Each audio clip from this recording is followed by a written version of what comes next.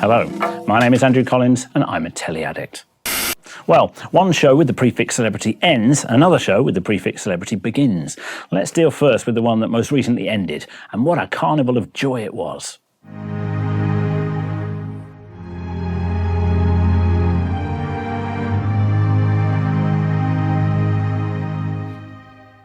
No, it really was. I've consistently professed my love for all tributaries of this franchise, but I retain the softest spot for the celebs, who tend at least to come on with a desire to make food rather than a mania to win, except the sports people, who only understand winning, and were in any case knocked out by 2 TV presenters and an Osmond.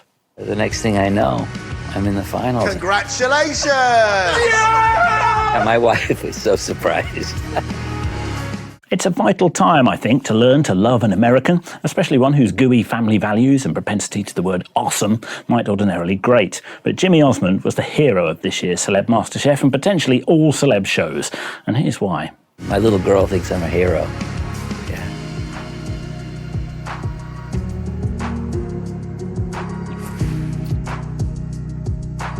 He kept crying. With joy, or pride, or the transcendent love of the good Lord, it didn't matter. Something about his sheer gratitude and lust for life were infectious, and we all wanted him to win. So, Jimmy, is there anything you're worried about? Doing it like you, yes, but I think I can do this. Well done. It's art. It's well awesome. Thank Fantastic. You, Chef. Good luck. Thank you, Chef. You're awesome.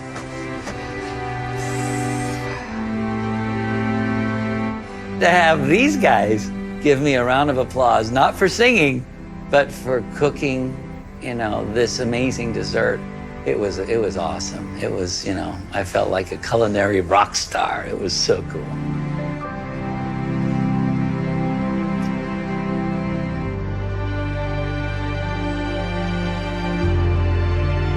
That was fun. Well done. Hey, we all did well. We did well. No, but that was good. That was great fun. Brilliant. Yeah, No, cool. we've had fun, haven't we? He didn't win.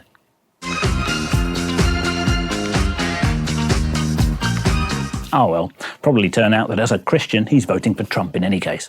I was slightly alarmed, by the way, when Greg Wallace made this remark.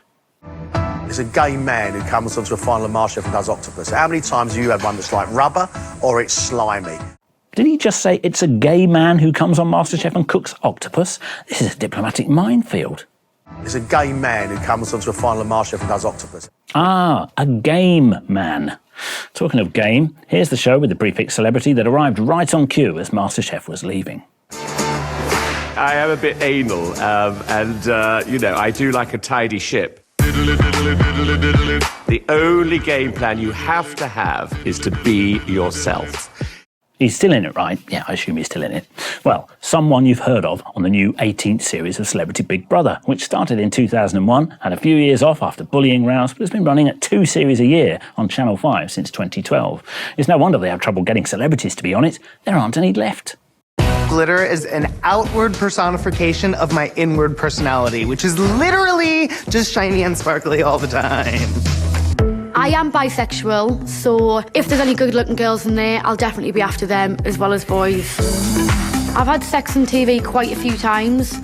Not with loads of randoms. I'm not a slag. Sorry, I know what this looks like. It looks like I'm playing the Mary Whitehouse card and clutching my pearls at the vulgar desperation of people who crave fame without learning a trade and getting some sort of qualification first.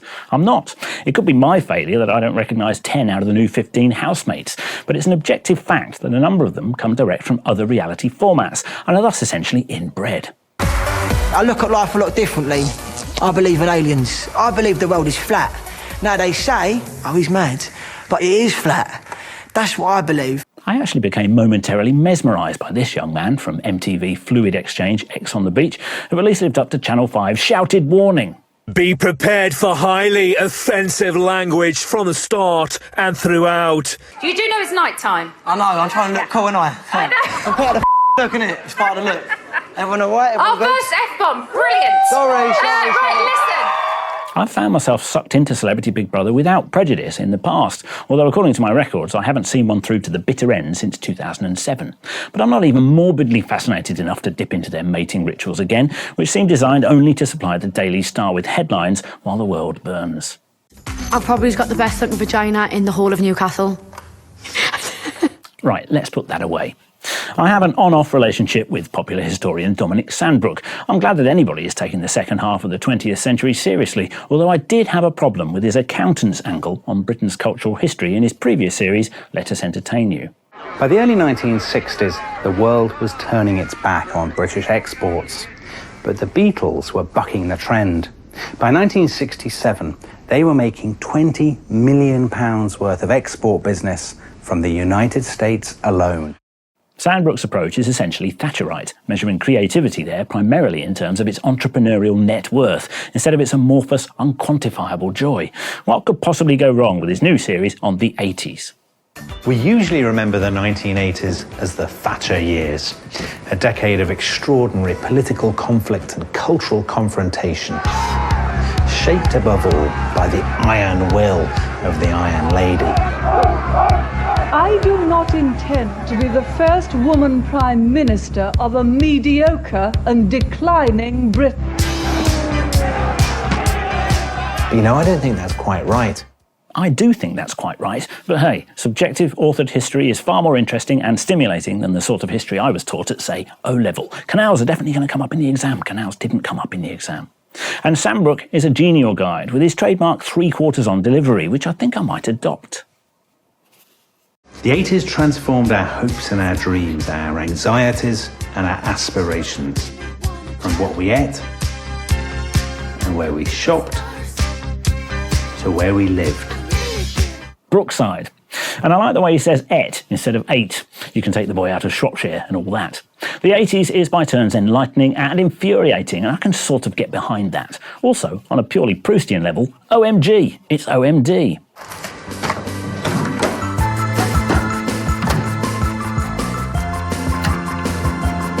In the first years of the 1980s, microwave sales went through the roof.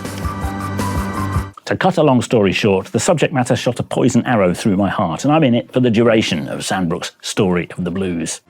1979 saw Margaret Thatcher sweep to power, but it also saw the launch of the M&S Chicken Kiev Ready Meal for One.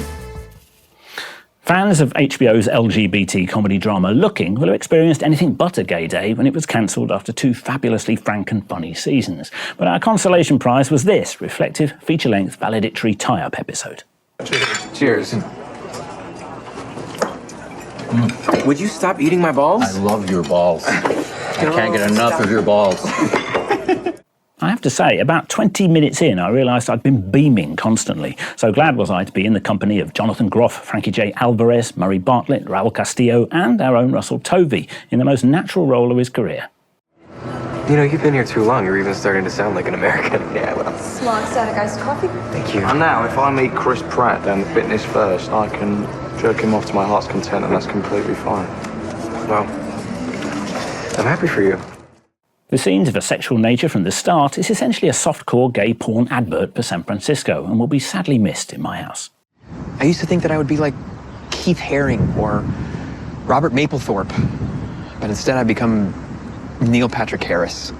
Only not as cool because I can't tap dance. You could learn. It takes a game man to say that. Your moment of zen comes from 1966, a little piece of history that's, well, awesome. Ladies and gentlemen, in his first television appearance, Jimmy Osmond. And that's how it started. I want some red roses for a blue lady. Thanks for watching. Make sure to subscribe for the latest Telly Addict and more videos from UKTV. You can also check out last week's episode and last week's shirt. And if you're bereft that I didn't review any shows from UKTV, you can always catch up with them on UKTV Play, like I do. See you next week.